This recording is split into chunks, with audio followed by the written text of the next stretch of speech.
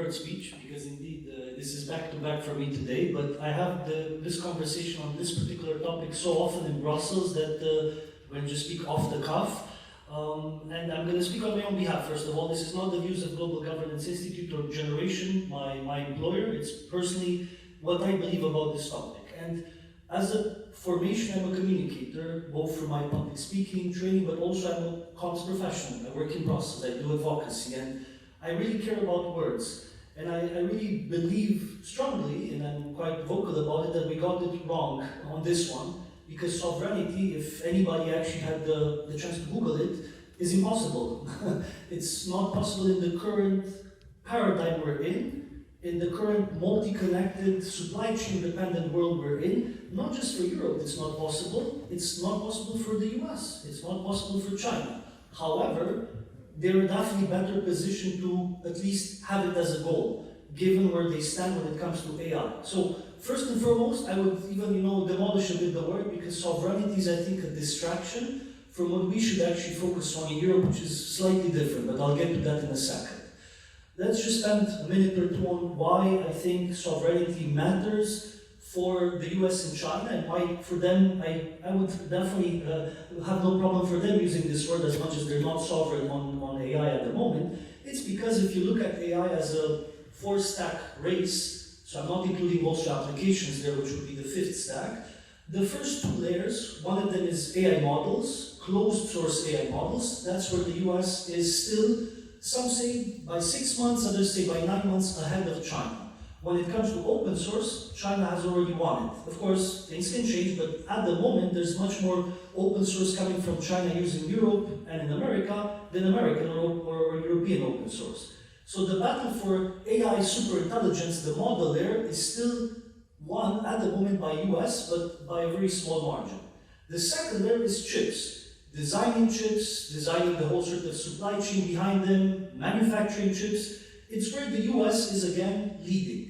However, even in this particular aspect, China, because of the export controls, is making quite good progress, and they have their own equivalents to NVIDIA. They're trying to replicate ASML, the company in the Netherlands. They're trying to replicate TSMC, and they're getting better and better. So still, 2 layers up before, the US is leading. And now it's getting interesting, because actually if you look at energy and rare earths, which are the actual bottlenecks in the AI race currently, that's where China is running ahead. It's very far beyond the US, and the US is desperately trying to catch up. So 4 phases of the AI race, Europe is nowhere to be seen, and unfortunately neither is any other developed or developing country. So it's clearly a race between the US and China that still are trying to push for something that, as I say, it's still for them a pipe dream, but it's achievable. What does Europe stand, or what does Europe should do? So first, don't call it sovereignty. If you really want, call it strategic autonomy. Still pretty tweetable, hashtagable, but at least it's, accurate, because you can be more autonomous, you can depend less on others. And then second, and most important, what you should actually do, and this is not just my opinion, just listen to leaders of the tech sector in Europe. The CEO of ASML, the CEO of Siemens are also arguing for the same thing. Don't try to build the infrastructure here, because it's not going to happen. You're not going to manufacture 20% of chips in Europe. Not even America is managing to do that, and they're struggling now to bring back manufacturing. But what Europe has as the huge advantage is its capacity to adopt the technology. We've seen it before. The electric light bulb was invented in the UK, in England at the time. It was made accessible and scalable in the US. A few hundred years before. The printing press was invented in China, or the technology behind it, but it was scaled in Europe, in Germany at the time, with Johannes Gutenberg.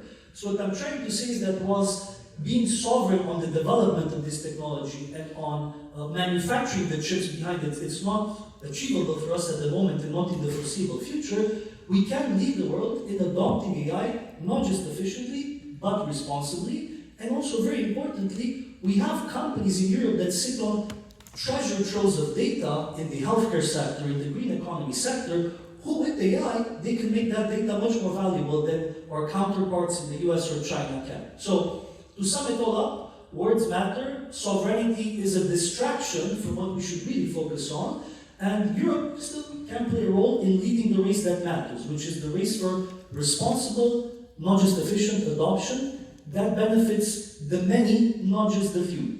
So we can actually make this European social model work and be augmented by AI, not displaced by AI. And I'll stop here. Thank you.